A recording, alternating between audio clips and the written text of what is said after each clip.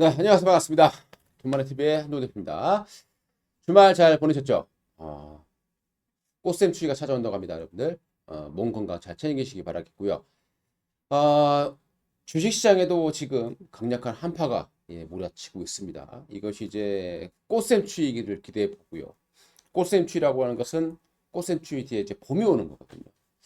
근데 지금의 상황은 일단은 그렇게 되기는 굉장히 좀 어려운 그런 모습이긴 합니다만은 그래도 어, 꽃샘 추이기를 간절히 기대해 보겠습니다. 금융주가 미국 시장에서 흔들리고 있어요. 상당히 좀 불안한 그런 모습들을 보여주고 있는 거죠.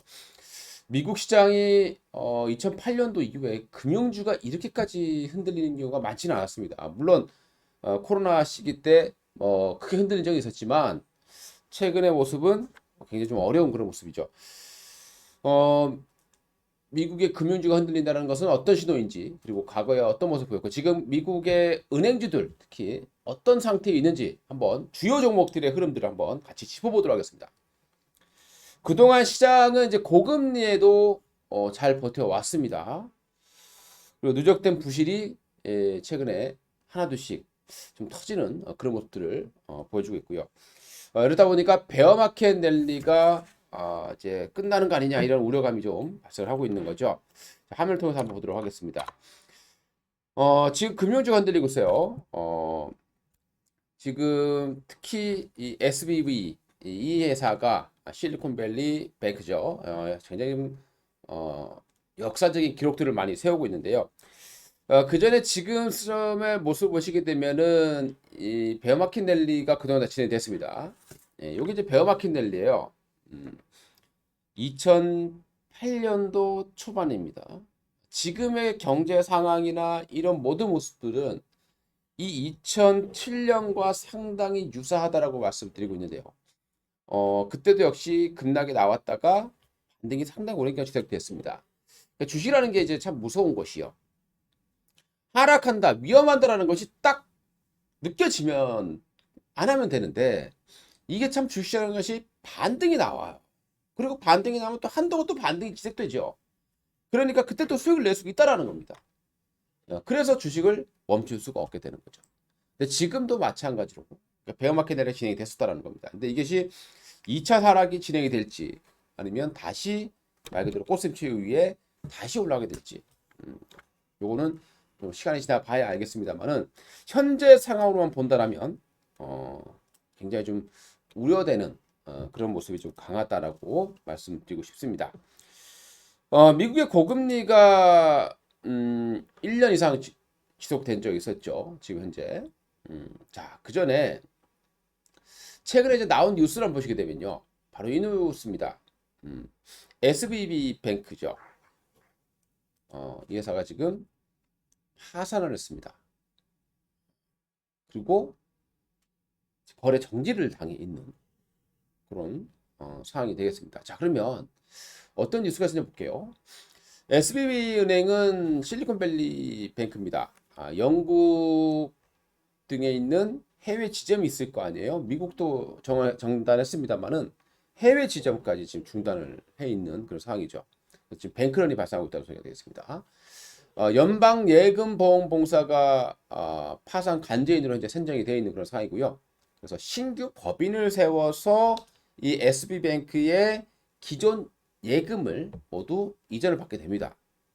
하지만 지금 이 사건은 금융위기 이후에 최대 규모의 금융 파산이다. 이렇게 보시면 되겠고요.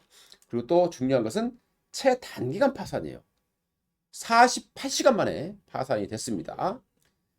이 업체는 벤처캐피털 지금 자금을 지원을 하게 되는데 그 자금 지원의 44%가 바로 SV뱅크의 이 자금을 활용했다라고 보시면 되겠고요.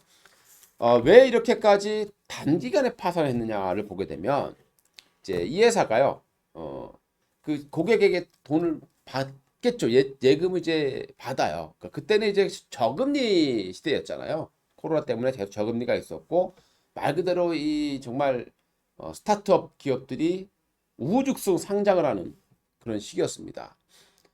그런데 이 업체들이 상장을 하게 되고 자금이 있을 거 아니에요. 그 자금을 이제 이 은행에 넣었다라는 겁니다.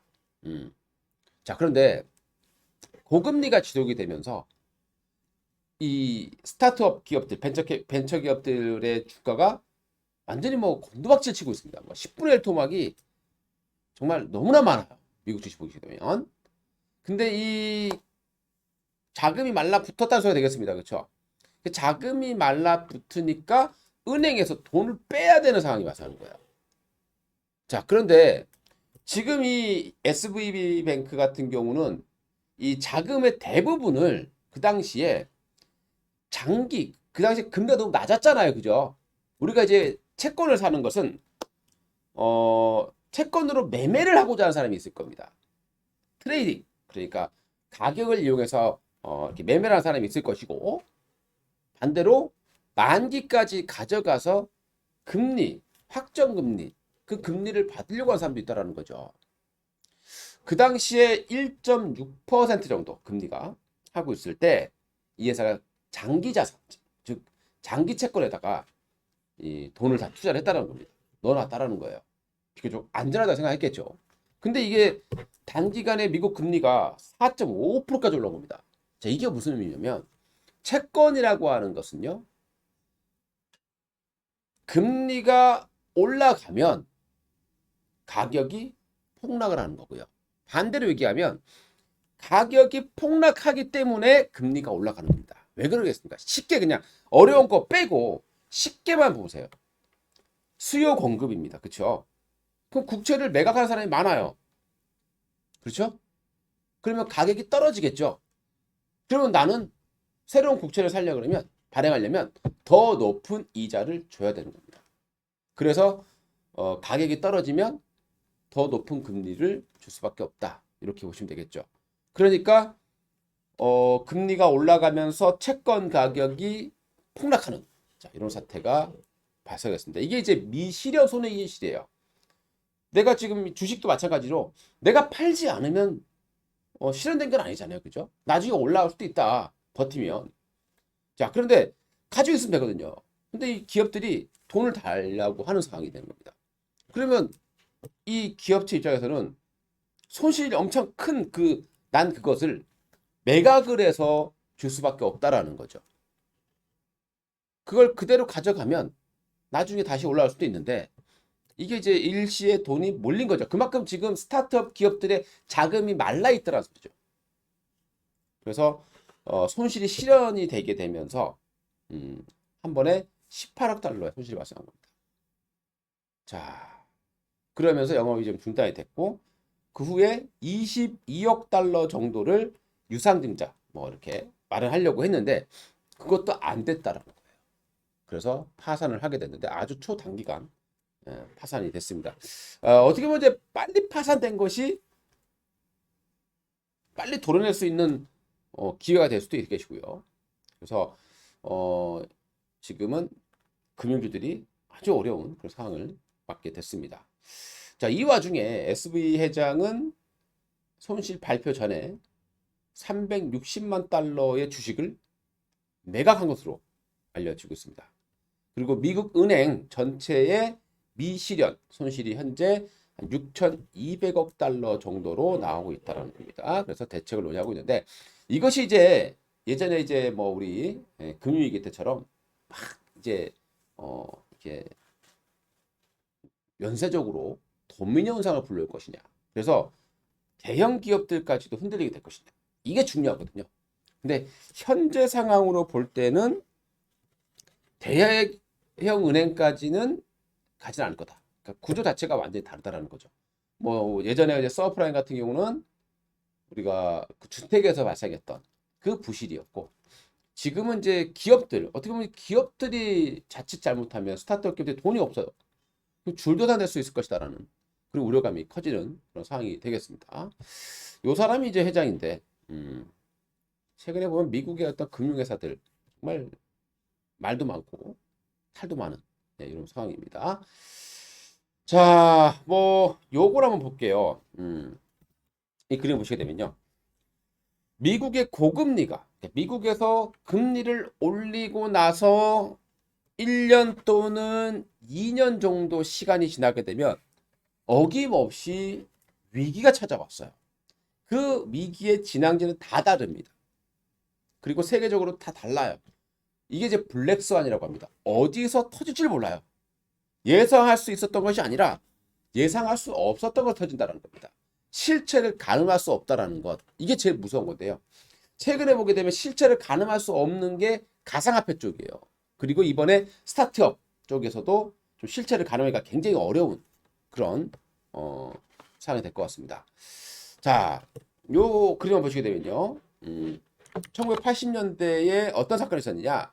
금리가 올라갔을 때 스태그플레이션이 있었어요. 이때가 어떤 사건이 있었습니까? 미국의 제조업이 붕괴되는 시점이 됐습니다. 금리, 물가를 잡기 위해서 금리를 급격하게 올려서 미국의 제조업이 붕괴됐어요. 어떻게 보면 미국은 제조업에서 이 이후에 이제 IT 강국으로 기술 국가로 변신했지만 그때 많은 기업이 망했습니다. 자동차. 우리 어렸을 때 배웠던 거 보게 되면요. 미국은 자동차의 나라였고 디트로이트 뭐 이런 나라 이런 지역들 뭐 GM이라던가 뭐 이런 굵직굵직한 기업들이 있었죠. 반도체도 이때 미국이 강했습니다. 근데 이때 이후부터 미국의 제조업들이 흔들리기 시작한 거다. 이렇게 보시면 되겠고요. 자, 그리고 1980년대 후반 요때도 어때요? 금리가 많이 올라갔었죠. 내려왔다가 올라갔습니다. 이때가 어떤 일이 있냐면 미국판 저축은행 사태가 있었어요. 대략 한 4천여 개인가요? 그 정도의 저축은행이 문을 닫았다라는 얘기도 있습니다. 자, 그리고 또 금리를 내렸습니다. 자, 그리고 90년대 중반부터 금리가 올라갔죠. 이때는 바로 아시아에서 우리나라, 그죠? IMF가 발생했던 시기가 되는 겁니다. 금리를 올리고 보통 2년 정도 안에 위기가 찾아와요.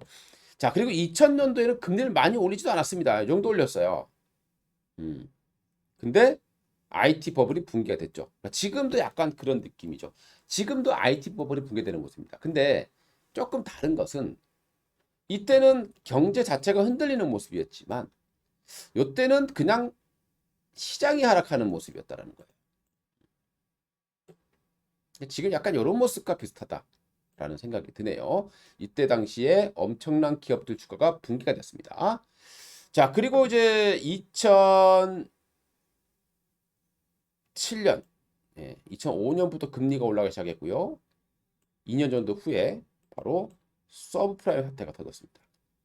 자, 그리고 이때요. 2018년도부터 금리를 올리기 시작했다는 거죠.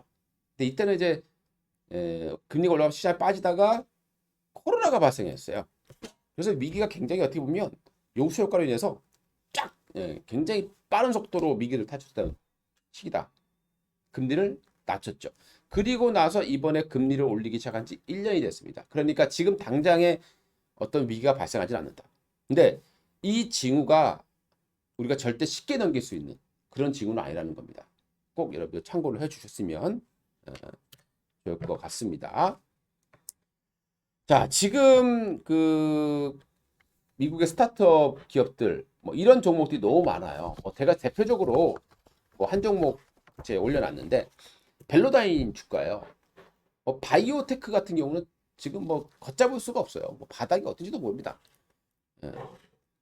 그리고 이 SBV 뱅크, 실리콘밸리 뱅크 같은 경우는 특히 바이오 쪽에 이렇게 대출을 많이 해줬던 지원을 많이 해줬던 그런 기업으로 보시면 되겠습니다. 지금 뭐 10분의 1 토막, 20분의 1 토막이 너무 많습니다. 정말 어마어마해요. 그만큼 이 과잉 이동성으로 인해서 미국이 거품이 많이 꼈었다. 그러니까 IT 버블에 버금가는 오히려 보면 더 심한 그런 하락이 좀 나타나고 있다라고 생각이 들기도 하네요. 이것이 지금 블랙스완이 될 것인가? 블랙스완이라는 것은 검은 백조죠. 우리가 예측할 수 없는 그런 위험으로 인해서 시장에 충격이 발생하는 것, 경제에 충격이 발생하는 것, 이걸 이제 블랙스완이다라고 얘기를 합니다. 아직은 뭐 터지지 않았지만 이게 이제 작아요. 은행 자체가 한때 시가총액이 최고였을 때 50조밖에 안 했고 파산하기 전에 그 시가총액은 한 5조 원 정도밖에 되질 않았다라는 거죠. 그렇게 아주 큰 규모는 아니지만 회사는 아니지만 자산 가치는 20조 원입니다. 이 SB뱅크가요. 자산 가치는 아니 20조 정도의 자산을 가지고 있어요. 그리고 시가총액은 크게 쪼그라들고 최고에 있을 때가 한 5조 정도 기록해서 50조 정도 기록했었던 그런 기업입니다. 지금은 말도 못하죠. 지금의 주가는 한때 220달러였던 또는 240달러였던 주가가 현재 2달러 이하까지 떨어져 있는 상황이에요. 이렇게 보시면 될 것 같고요. 700달러였던 주가가 현재 40달러 정도밖에 안 되는 이제 거래 저지됐기 때문에 뭐 가격은 의미가 없겠습니다만은 아무튼 엄청난 그런 하락세를 보여줬었다라고 보시면 될 것 같습니다. 자, 그럼 SBB 뱅크라는 업체는 어떤 기업인가 한번 알아보도록 하겠습니다. 이 실리콘밸리 뱅크인데요. 은행 지주도 있지만 본연의 금융사업도 하고 있는 기업이에요. 크게 네 가지 사업부가 있습니다. 하나는 실리콘밸리 은행, 자, 그 다음에 SBB 프라이빗, 그리고 SBB 캐피털, 그리고 증권, 이런 사업들을 하고 있는 거죠. 그러니까 은행 사업도 하고 있고, 그 다음에 이제 프라이빗 뱅킹 사업도 하고 있고, 그 다음에 이제 증권 쪽 사업도 하고 있고요. 그 다음에 이제 캐피탈, 보금리의 대출까지 하고 있는 그런 업체다라고 보시면 될 것 같은데요. 지금 이 회사의 기업 주가가 그렇게 빠진 겁니다. 그 외에 많은 금융들까지 지금 급락을 하는 그런 모습들을 보여주고 있고요. 이뿐만이 아니라 조금 더 저는 불안한 부분들은 이 가상화폐 발이에요. 그러니까 은행은 예전부터 워낙에 이제 금융위기 이후에 뭐 스트레스 테스트라던가 이런 것들을 많이 했었기 때문에 그래도 어느 정도 위험을 사전에 감지할 수도 있고 위험이 추산이 될 수 있는 거죠. 근데 이 가상화폐 쪽은요, 이 위험이 추산이 안 돼요. 지금 엄청난 그 내관을 가지고 있습니다. 그런데 뭐 FTX 파산도 그렇고 지금 가상화폐들 주가 폭락한 것도 그렇고 엄청나죠. 그래서 이 미국에 있는 이 가상화폐 관련 기업들이 지금 문을 많이 닫고 있는 그런 상황이 발생하고 있습니다. 이번에는 실버게이트라는 기업의 또 파산 소식, 청산 소식이 전해졌습니다. 자동적으로 이제 청산을 하는 거죠. 돈을 돌려주겠다는 소리입니다. 이 실버게이트라는 업체는 쉽게 얘기해서 암호화폐를 우리 달러라던가 그리고 뭐 유로화라던가 이런 것들로 바로바로 바꿔줄 수 있는 그런 시스템, 그런 보관 역할을 해주는 그런 기업이라고 보시면 되겠죠. 그런데 이 업체가 많이 거래했던 것이 바로 FTX였어요. 뭐 얼마 전에 FTX가 완전히 뭐 가상화폐 시장에서 엄청난 충격을 주면서 파산했죠. 그 효과가 이제 여기까지 이제 불어오고 있는 그런 상황이에요. 그래서 이 실버게이트의 시가총액이 한때 뭐 엄청나게 높았습니다. 이 업체도 5조 원 정도 이상의 시가총액을 기록했지만 현재의 시가총액은 우리나라 돈으로 한 1,000억 정도밖에 되질 않습니다. 50분의 1 토막이 발생하거든요. 얼마 전에 이 실버게이트는 연간 사업 보고도 좀 제출을 연기한 적이 있었는데요. 결국에는 이제 청산을 하게 됐습니다. 지금 주가 보시면 240달러 하던 주가가 현재 2달러까지 내려와 있는 그런 모습들을 볼 수 있겠습니다. 10분의 1 토막도 많이 빠졌다고 하는데요. 무려 100분의 1 토막이 났다라고 보시면 될 것 같습니다. 이 현재의 그 매출을 보게 되면 매출 자체가 적자예요. 이게 이제 돈이 나갔다는 소리죠. 매출이 아예 없다는 소리가 되겠습니다. 거기다 오히려 이제 있는 돈까지 빠져나가는 이런 모습들이 발생을 했다라고 보시면 되겠습니다. 자, 이제 미국이 고금리를 계속 이어갈수록 이런 내가는 막 계속해서 터질 수밖에 없다라고 되겠죠. 미국은 그걸 알고 있습니다. 그럼에도 불구하고 금리를 인상을 중단할 수가 없는 상황이 되겠죠. 왜냐하면 물가가 여전히 높고 고용도 현재로서는 좋기 때문에. 그런데 이번 사건을 통해서 아마 이번에 이제 그 바이든 대통령이 대응하기 위한 방안을 모색하고 있다고 합니다. 자, 그 방안 중에 하나가 이번 3월 달에 금리 인상, 이게 이제 지금 빅스텝으로 갈 가능성이 굉장히 높았거든요. 오히려 이 사건을 통해서 야, 우리 여기서 금리 더 올렸다가는 또 터지겠는데? 예.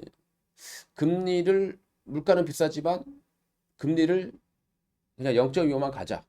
예, 이렇게 나올 수 있다는 겁니다. 자, 그런데 지금 시장은 0.25냐, 0.5냐, 이것보다는 뭔가 지금 위기가 와 있다라는 게 더 중요한 사건이 아닌가 라는 생각이 듭니다. 자, 지금 현재 미국의 대형은행의 모습을 한번 보시게 되면은요, 뱅크 오브 아메리카, BOA, 시가총액이 320조. 미국의 1위는 JP 모건, 520조 정도의 시가총액 가지고 있습니다. 자, 그 다음에 시티그룹 124조, 골드만삭스가 145조 시가총액이고요. PNC 파이낸셜이 74조 정도의 시가총액 가지고 있습니다. 그리고 모건 스탠리, 우리 MSCI로 알려지고 있는 이 모건 스탠리, 현재 시가총액이 다 200조 정도를 가지고 있는데요. 이 기업들의 주가를 몇 개 보겠습니다. 이 기업들이 흔들리면 굉장히 어렵다고 봐야 되겠죠. 근데 다행스러운 것은 BOA, 뱅크 오브 아메리카라든가 JP 모건, 이런 기업들의 주가는 다행스럽게 반등이 나왔어요. 자, 급락을 하다가 여기에서 반등이 나왔습니다. 자, 이 말인즉슨 위기가 대형 은행까지는 가지 않을 거다. 현재로서는 그렇게 판단해 볼 수 있는 것 같고요. 그 외에 시티그룹이라든가 이런 기업들도 보시게 되면요, 주가가 그렇게 많이 밀려 있지는 않습니다. 그렇죠? 대형 은행들은 그렇게 많이 밀려 있지는 않고 있는 상황이고요. 그 외에 뭐 모건 스탠리라든가 이런 기업들도 역시 마찬가지로 그렇게 주가가 많이 밀려 있지는 않습니다. 그렇기 때문에 우리가 이제 좀 생각해 본다라면 이것이 당장 시장을 또 계속해서 또 폭락시키지는 않을 것 같다. 이렇게 예측 아닌 예측을 좀 해봐야 될 것 같습니다.